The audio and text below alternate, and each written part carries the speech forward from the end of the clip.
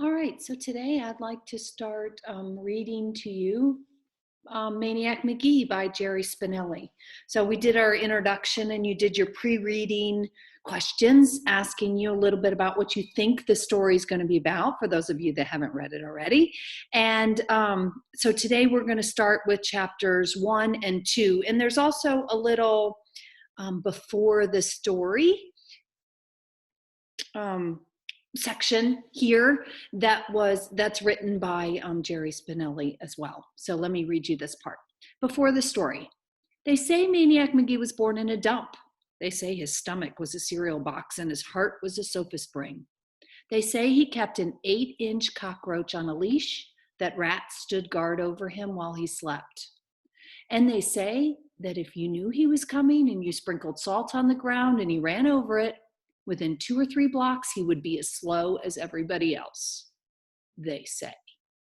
What's true? What's myth? It's hard to know. Finsterwald's gone now, yet even today, you'll never find a kid sitting on the steps where he once lived. The Little League field is still there in the band shell.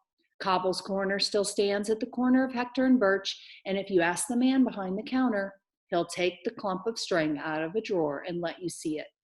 Grade school girls in 2 Mills still jump rope and chant, Maniac, maniac, he's so cool. Maniac, maniac, don't go to school. Runs all night, runs all right.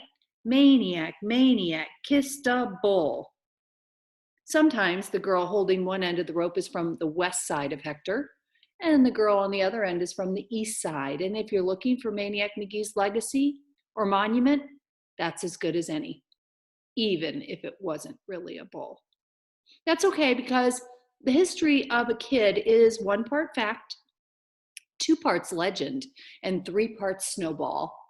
And if you want to know what it was like back when Maniac Magee roamed these parts, well, just run your hand under the movie seat and be very, very careful not to let the facts get mixed up with the truth.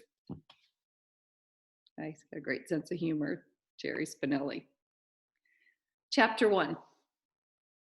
Maniac Magee was not born in a dump. He was born in a house, a pretty ordinary house right across the river from here in Bridgeport.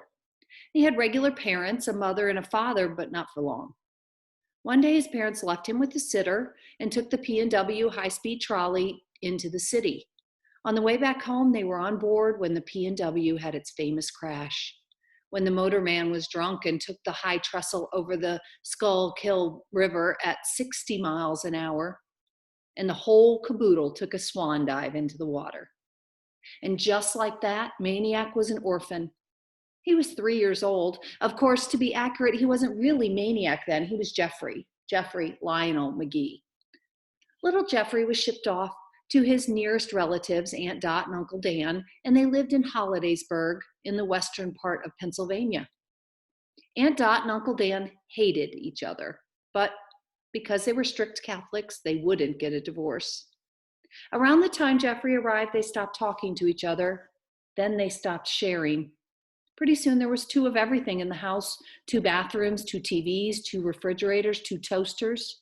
If it were possible, they would have had 2 Jeffreys. As it was, they split him up as best they could. For instance, he would eat dinner with Aunt Dot on Monday and Uncle Dan on Tuesday, and so on. 8 years of that. Then came the night of the spring musical at Jeffrey's school. He was in the chorus. There was only 1 show and 1 auditorium, so Aunt Dot and Uncle Dan were forced to share at least that much. Aunt Dot sat on one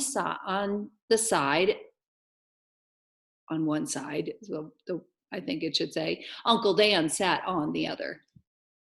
Jeffrey probably started screaming from the start of the song, which was Talk to the Animals, but nobody knew it because he was drowned out by all the other voices. Then the music ended, and Jeffrey went right on screaming, his face bright red by now, his neck bulging. The music director faced the singers frozen, with his arms still raised. In the audience, faces began to change. There was a quick smatter of giggling and by some people who figured the screaming kid was some part of the show, some funny animal maybe, but then the giggling stopped and eyes started to shift and heads started to turn, because now everybody could see that this wasn't part of the show at all. that little Jeffrey Magee wasn't supposed to be up there on the risers, pointing to his aunts and uncles, bellowing out from the midst of the chorus, "Talk, talk, will ya? Talk, talk, talk." No one knew it then, but it was the birth scream of a legend. And that's when the running started. 3 springy steps down from the risers, girls in pastel dresses screaming, the music director lunging, a leap from the stage, out the side door, and into the starry, sweet onion grass smelling night. Never again to return to the house of 2 toasters. Never again to return to school. Chapter 2.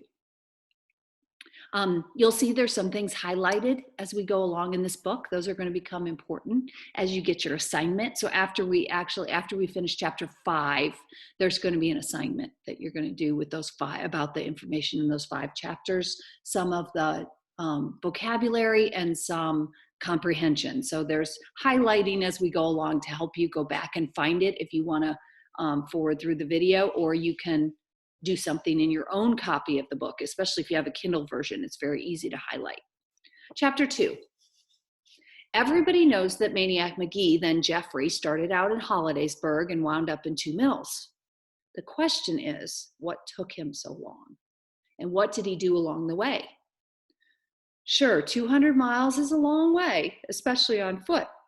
But the year that it took him to cover it was about 51 weeks more than he needed, figuring the way he could run even then. The legend doesn't have the answer.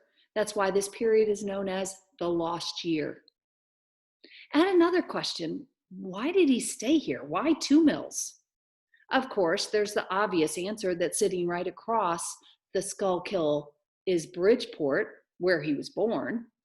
Yet there are other theories. Some say he just got tired of running. Some say it was the butterscotch crimpets. And some say he only intended to pause here, but that he stayed because he was so happy to make a friend.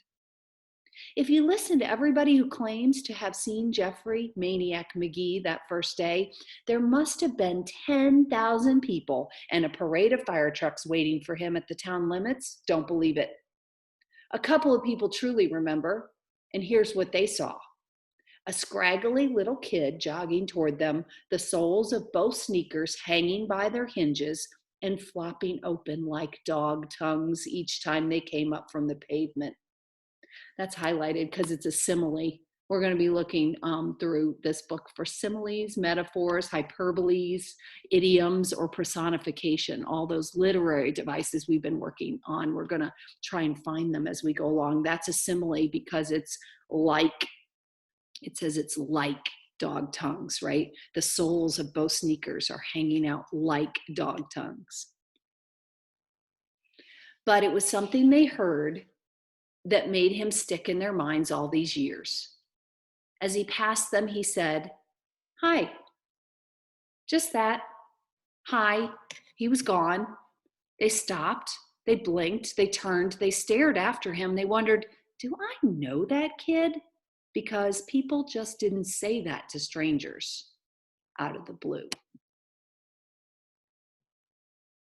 Right. And that's our reading for today. See you next time.